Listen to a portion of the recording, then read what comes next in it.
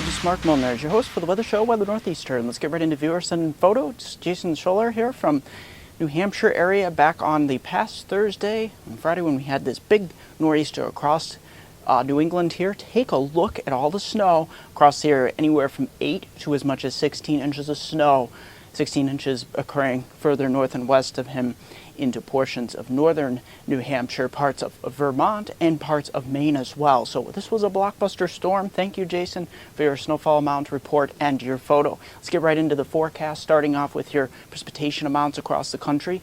As you can see, we're looking at a pretty active pattern here across much of the lower 48 into southern Canada.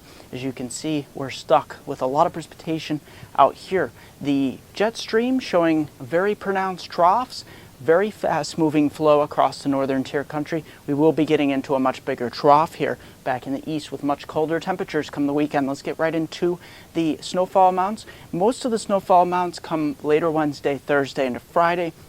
Will be lake effect off Lake Erie and Lake Ontario with the Tug Hill and portions of the highlands of southwestern New York and northwest Pennsylvania. We could get possibly 4 to 8 inches of snow, maybe locally higher. This is not going to be the tremendous lake effect snow event, but still, we're going to see some heavy lake effect snow kicking in on the backside of some of this in some of the coldest air of the season. So it's not ruled out that we could see maybe a couple feet in portions of those really intense snow belt areas where the lake effect sets up. We'll fine tune it as we get closer to the event here.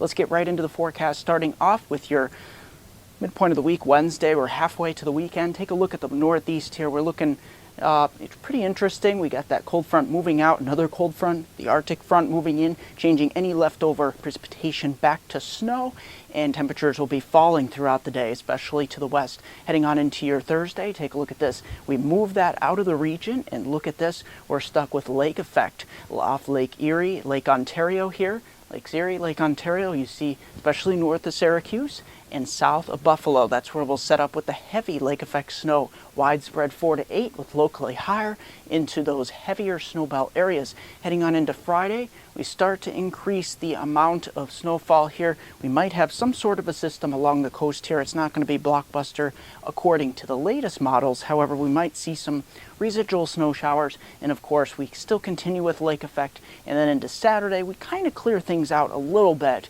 but still temperatures with a reinforcing shot of cold air. We're not getting out of the teens and 20s. And look at this across southeast Canada. Temperatures are hard pressed to get out of some of the areas into the single digits. In 10 seconds, I'll have a 5-day outlook from my hometown viewers from Binghamton to Scranton's Upper Susquehanna region of upstate New York and northeast Pennsylvania. Don't forget to like me on Facebook at MeteoMark, subscribe to me on YouTube at MeteoMark, comments, Twitter at WX Northeastern, Google Plus at MeteoMark. Here's your 5 days, stretching from Wednesday through the weekend. Look at your Wednesday. Any leftover rain showers mixing with and possibly changing to snow showers, heading up towards 40 earlier in the day into Thursday or Wednesday night into Thursday. Maybe some scattered flurries across the region, scattered lake effect snow showers, especially north. Into Friday, look at this, temperatures really start to cool down. By the weekend, we're only into the upper teens, lower 20s for highs, and lows in the upper single digits to lower teens. That's going to do it for this edition of Weather Northeastern.